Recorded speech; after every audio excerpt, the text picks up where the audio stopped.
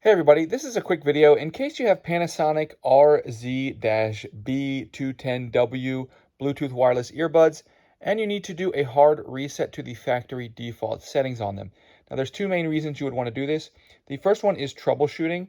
If these earbuds are not connecting to Bluetooth, or if they're not pairing or syncing with your device, or if they keep disconnecting, or if you're only getting sound out of one ear, the left ear or the right ear, a hard reset will fix a lot of these issues. Now you will need to set them up again because all of the pairing history will be wiped off of them. And that's the second reason you might want to do this. If you want to set these earbuds up on a new device or whatever reason you just want to get a fresh start, like you're taking them out of the box, we can go ahead and do this really simply. All we need to do is put both of our earbuds in the charging case, and with the charging case lid open, we're going to come in and the reset button is right here inside the charging case. On the case, we're going to press and hold that button for at least 5 seconds. After 5 seconds, you'll see the lights on the case will blink red and white alternately, and the lights on the earbuds themselves will blink white, indicating that the reset is complete.